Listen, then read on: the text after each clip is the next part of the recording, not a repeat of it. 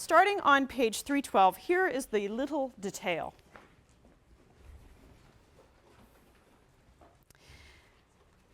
This is the kid after he has left the Glanton gang. They've been routed by the Yumas, and now he is on his own. He traveled about, this is the middle of the page, he traveled about from place to place. He did not avoid the company of other men. He was treated with a certain deference as one who had got onto terms with life beyond what his years could account for. By now he'd come by a horse and a revolver, the rudiments of an outfit. He worked at different trades. He had a Bible that he'd found at the mining camps, and he carried this book with him, no word of which he could read. In his dark and frugal clothes, some took him for a sort of preacher, but he was no witness to them, neither of things at hand nor things to come, he least of any man. It's that detail of the Bible that interests me here. He had a Bible he'd found at the mining camps, carried this book with him, no word of which he could read. Why does the kid carry a Bible when he's illiterate? And why does it appear at this moment in the narrative? These are the questions I want to try and answer. I want to account for this little detail through an argument that will pick up the points I made about allusion on Monday and integrate those into a different kind of argument. What does this Bible signify at this moment? The kid, I would guess, to most of you, seemed like at this point he had become somewhat different. Is that right? Did you feel that by this point, when he leaves the Glanton gang, he's matured in some way? Did you feel that? Yes? No? Yes? Maybe? If you didn't, you swam against McCarthy's own prose. Remember that at a certain point late in the novel, he is no longer called the kid, he is called the man. I'm sure most of you caught that. What this says to us is that McCarthy has built the structure of the narrative along the familiar line of the Bildungsroman, the novel of a boy growing into a man. It's hard to miss this when that's the character's only name, and it changes in the middle. This is a fairly obvious gesture towards that very well-known narrative structure. There are other indicators, though, that suggest a transformation of the kid or some sort of complexity to the kid that might be belied by the way the narrative is conducted. Remember that difference I pointed out on Monday between Melville and McCarthy, between the interiority you get through Ishmael as a narrator, the complexity of him as a character, and the flatness of the kid. You don't have an Ishmael character whose mind you can see into. We don't see into the minds of these people very often. If the Bible signifies, as it seems to do, to the people who see him and take him to be some kind of preacher, to have some kind of wisdom, if it suggests a development, what kind of development is it?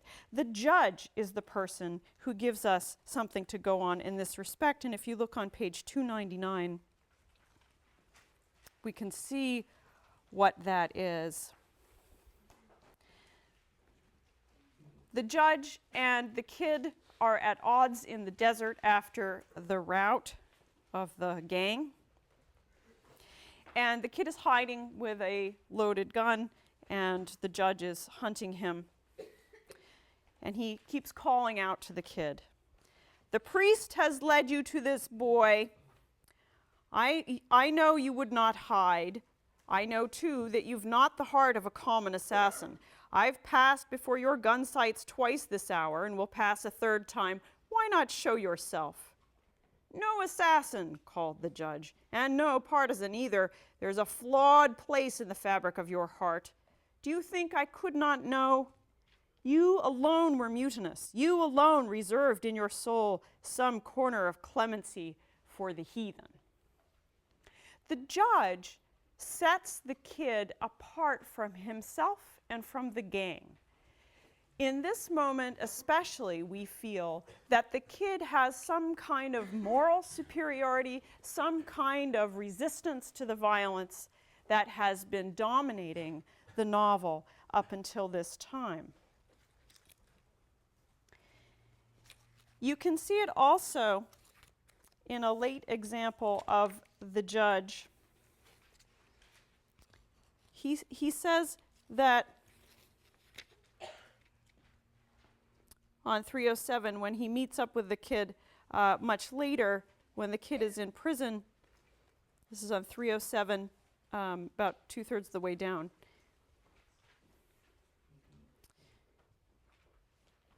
Only each was called upon to empty out his heart into the common, and one did not. Can you tell me who that was? It was you, whispered the kid. You were the one. And then I'm going to skip down a little bit. Our animosities were formed and waiting before we two met.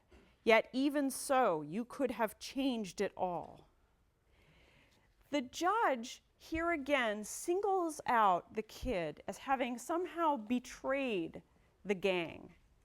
And he suggests that, this is on the prior page, he has lied to the authorities, but he suggests that the kid had actually conspired with the Yumas to make it possible for the Glanton gang to be decimated, that he had given them information and allowed them to ambush the group. He suggests that the kid was actively working against the gang in this scene. Is this true? Is the kid somehow special? Does he stand apart from the gang? This is a question I want you to ponder. Now, one very distinguished reader of this novel, Harold Bloom, has called the kid a hero. There's a preface to the Modern Library edition of this novel where Bloom argues that the kid is the hero against the heroic evil of the judge. And remember, in my discussion of Milton's role as a source of allusion in this novel, what Milton's Satan brings with him into this novel is that sense of heroic evil. Bloom sees the kid as the heroic good. Flawed maybe a little bit modest, but yet still the heroic good. And Bloom actually makes a mistake that I think is quite indicative of a mistake in reading. That's he capitalizes the kid. He makes kid like a proper name, capital K, kid. You never see it that way in the novel. Is the kid a hero? Is there moral development? I want now to see whether there's any case to be made for this. And to do that, I'm going to track the kid through the middle of the novel. There are about 75 pages in the exact center of the novel where the kid does not appear very often. This is also a structure that pertains in Moby Dick. So this is, again, something that he has partly borrowed from Melville. When the kid does appear, let's see what he does. This is during the time, by the way, when they're just massacring anyone who is breathing on the desert plain. Any peaceful tribe they come across, they will skin anyone whose hair looks like it could be an Indian scalp. Let's look first at 157. This is the first place where the kid is noted to appear in this section.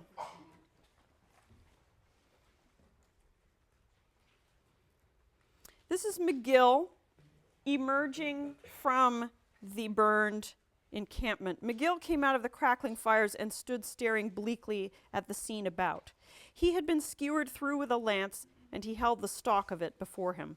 It was fashioned from a subtle stock, and the point of an old cavalry sword bound to the haft curved out from the small of his back. The kid waded out of the water and approached him, and the Mexican sat down carefully in the sand. "Get away from him," said Glanton. McGill turned to look at Glanton, and as he did so, Glanton leveled his pistol and shot him through the head. It looks like the kid is approaching him as a kind of act of mercy. Here's a man skewered through with a brutal weapon, and the kid approaches him. Glanton's response is simply to kill him, seeing him as more of a burden to the gang than anything else. But the kid approaches. Here you do see a difference between the kid and Glanton, at least, in their approach to McGill. 162, a somewhat similar case when Davy Brown has an arrow through his leg. Brown has asked someone to help him push it through so he can then extract the arrow. And everybody has refused. This is on 161. Boys, said Brown, I'd doctorify it myself, but I can't get no straight grip. The judge looked up at him and smiled. Will you do her, Holden? No, Davy, I won't. But I tell you what I will do. What's that? I'll write a policy on your life against every mishap save the noose. Damn you then. So they're just kind of playing with him and laughing with him at him as he suffers. Then finally, the kid rose. I'll try her, he said. Good lad, said Brown. And they go through the process of pushing the arrow through. And the priest chides him after this is all done. When the kid returned to his own blanket, the ex-priest leaned to him and hissed at his ear. Fool, he said, God will not love ye forever. The kid turned to look at him. Don't you know he'd have took you with him? He'd have took you, boy, like a bride to the altar. I think what he means there is that David Brown would have killed him, would have killed the kid if he had had the chance somehow in his moment of pain. So the kid does look, again, he looks quite merciful in this passage. We see him on 169 at dinner with the governor of Chiapas, Angel Trias. This is on 169. This is a very brief mention. The kid in the first starched collar he'd ever owned and the first cravat sat mute as a tailor's dummy at that board. The ex-priest has sort of indicated with his eyes to note that the judge and Trias are conversing in some unknown language, a language that none of them know.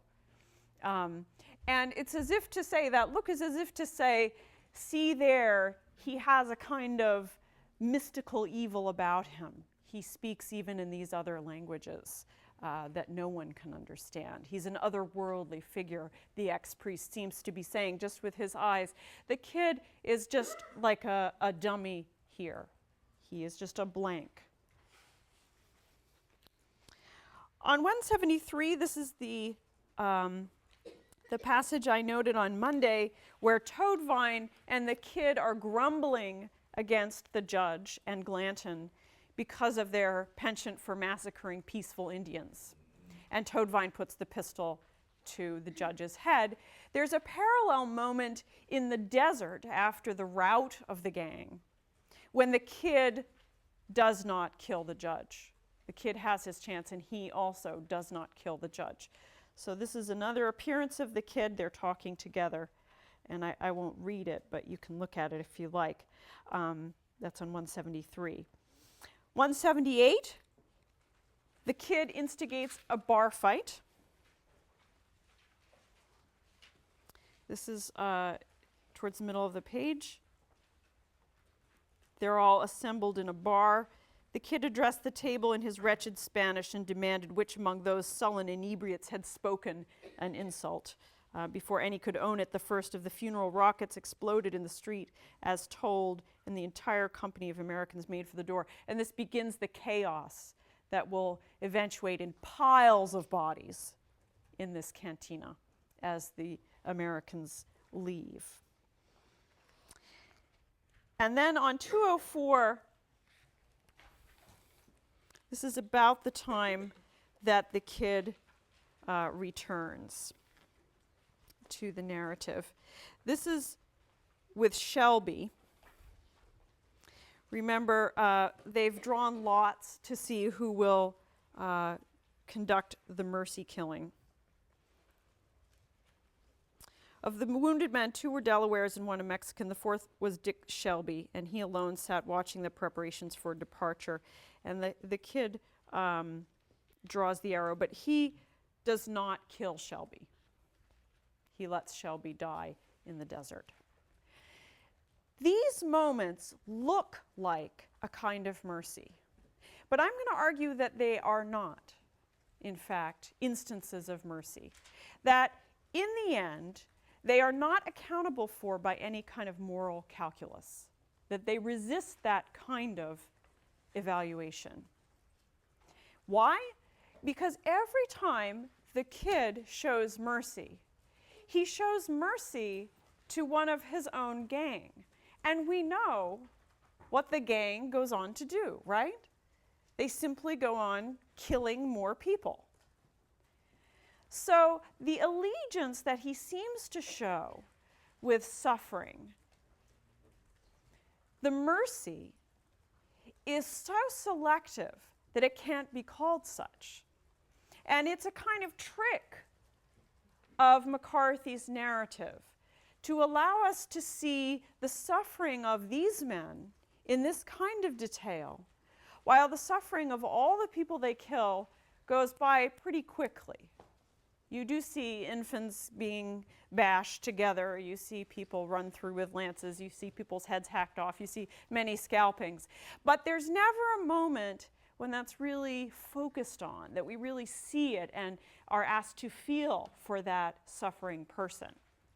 It's spectacular violence in that literal way that we know that word spectacle. There is no moral development. Why do we think that there should be? I've pointed out 2 reasons. One is that the judge points out or argues that or advances the rhetoric that the kid is different from all the others. That's one reason we think that. The other reason is that he transforms from kid to man, and that old narrative of Bildungsroman suggests the acquisition of wisdom, and we associate wisdom with moral complexity, moral sophistication, moral depth. These are things we bring to the novel out of our immersion in a cultural tradition of such stories. There are other reasons, though, and I'm going to go to page 143 now. This is the parable of the traveler. You'll recall that this is a story that the judge tells as a kind of instructive story to the men as they're sitting around.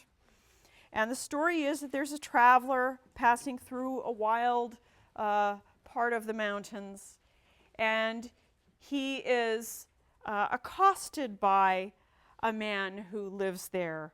The harness maker who lives there invites the stranger in and then tries to get money off him. And then finally, the traveler gives him a lecture on morality. In the end, as the traveler leaves, the harness maker accosts him again and kills him and buries his bones. The wife discovers this and cares for the bones of the traveler. The son of the harness maker becomes himself a killer of men. So it's a little story that we get here. The story seems to be about a contention between good and evil, between the harness maker, who is a wild and chaotic force. He lives in the woods. He dresses up as an Indian to perpetuate his crimes. And he takes advantage of innocent victims. The traveler is possessed of moral knowledge. He can give a coherent moral speech. And he is not unwilling to exhort the harness maker towards a better life. It seems to be all about moral contention. And the point of the story from the judge's point of view is to show that evil is an inheritance, so the son of the harness maker becomes a killer of men too, but that the lack of a father, the traveler, we find out, had fathered a child who was as yet unborn. And so that child, when born, is, as the judge says, euchred of his patrimony. This is on the bottom of 145. All his life he carries before him the idol of a perfection to which he can never attain. The absent father takes on this perfect model, quality of being a perfect model that the son can never attain. He never learns that this man was a human being, and therefore that he could never be the kind of ideal he can be as a dead man. So his point is that that child's life is, as he says, broken before a frozen God, and he will never find his way. What this ending of the story doesn't tell us is that the descendants of the traveler, of the innocent victim, actually also become killers of men. And we discover this at the very end of the novel, when the man makes his last kill. And this is on 323. Remember the scene? The man is camped out outside the village, and this group of bone pickers or sort of migrants in the desert come up to him, and they're curious about the scapular of ears he wears. I said on Monday that this belonged to Toadvine. I was mistaken. It belongs to Davy Brown. It belonged to David Brown. So he's wearing Brown's scapular of ears. And the travelers are curious about this. And one boy in particular won't believe him about their origin and taunts him and sort of calls him a liar. The group backs away. That night, that young man comes back with his gun. And he says on 322, I knowed you'd be hit out, the boy called. He, now the man, pushed back the blanket and rolled onto his stomach and cocked the pistol and leveled it at the sky where the clustered stars were burning for eternity. He centered the foresight in the milled groove of the frame strap, and holding the piece so he swung it through the dark of the trees with both hands to the darker shape of the visitor. I'm right here, he said. The boy swung with the rifle and fired. You wouldn't have lived anyway, the man said. And they come up, the boy's family or his companions, in the dawn to get his body. And they say, top of 323, I knowed we'd bury him on this prairie. They come out here from Kentucky, mister, this tyke and his brother. His mama and daddy both dead. His granddaddy was killed by a lunatic and buried in the woods like a dog. So that little sentence tells us this is a descendant of the traveler from the judge's story. That's who was killed by a lunatic and buried in the woods like a dog.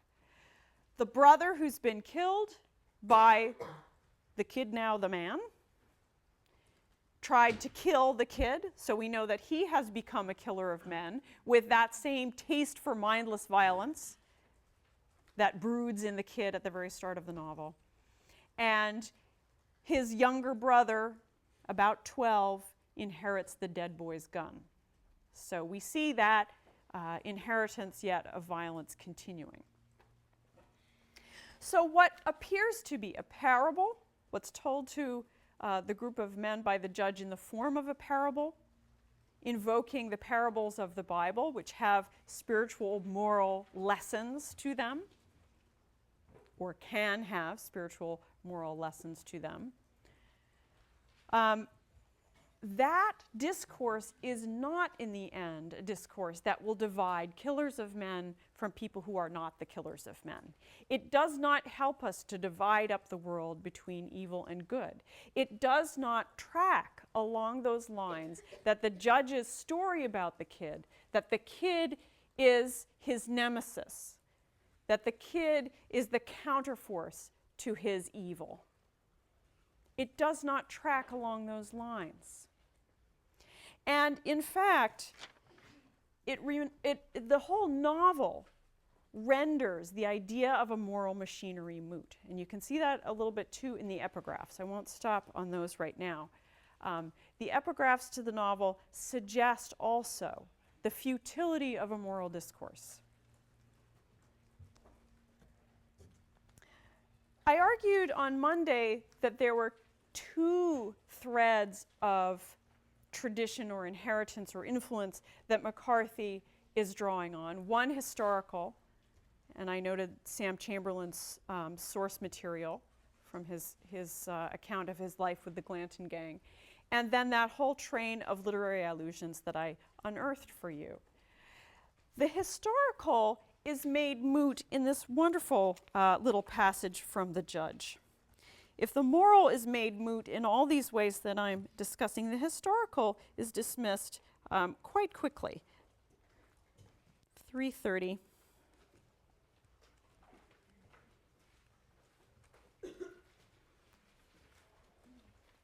He says, men's memories, is the very last line of the page, men's memories are uncertain, and the past that was differs little from the past that was not.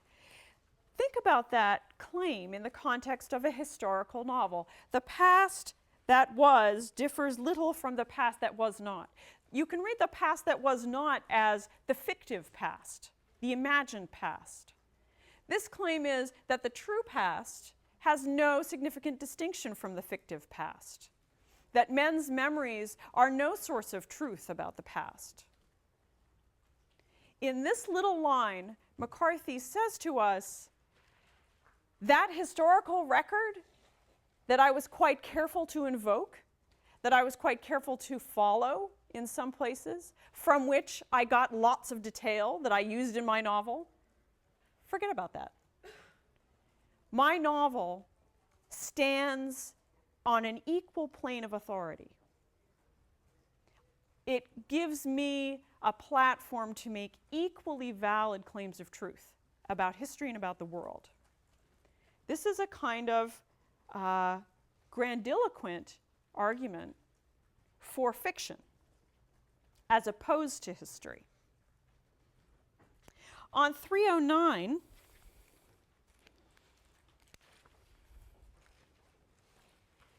we have another interesting look back to the material that I was talking about on Monday. This is when the kid is dreaming about the judge while he's undergoing surgery for the arrow wound in his leg. In that sleep and in sleeps to follow, the judge did visit, who would come other, a great, shambling, mutant, silent, and serene. Whatever his antecedents, he was something wholly other than their sum, nor was there system by which to divide him back into his origins, for he would not go. What does that mean? There was no system by which to divide him back into his origins, for he would not go. What I did on Monday was excavate some of the origins of the judge as a figure in Ahab, in Milton's Satan. This tells us, in the voice of the narrator this time, that you can't reduce his character to those origins, that to excavate the allusions or to note the literary tradition out of which such characters arise does nothing to reduce the singularity of McCarthy's artistic creation. Even finding that eerily similar description of Judge Holden in Sam Chamberlain's account, McCarthy seems to be saying to us, doesn't reduce him to some understandable character. That claim for the judge's preeminence as a character is brought home to us at the very end when the novel switches to the present tense and makes these remarkable claims for the judge. And this is when they are dancing after the kid has been killed in some horrific manner of which we're not told. And here's the judge dancing, and you get the refrain that he never sleeps, he says. He says he'll never die. He never sleeps, he says he'll never die. He bows to the fiddlers and sashays backwards and throws back his head and laughs deep in his throat. And he's a great favorite, the judge. He wafts his hat, and the lunar dome of his skull passes palely under the lamps, and he swings about and takes possession of one of the fiddles. And he pirouettes and makes a pass, 2 passes, dancing and fiddling at once. His feet are light and nimble. He never sleeps. He says that he will never die. He dances in light and in shadow, and he is a great favorite. He never sleeps, the judge. He is dancing, dancing. He says that he will never die. The judge himself is a figure for the artist. He's a music maker. He's a performer, a dancer in this passage. But the assertion is that he will last forever. And the only way I think to understand that is to see him as a literary character very self-consciously in this moment.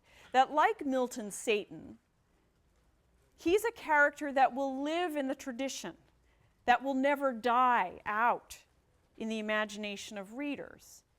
It's a remarkably ambitious claim to make for your own character. But when you read it with that passage I just read about the impossibility of dividing him back into his origins, you begin to see McCarthy's literary ambition.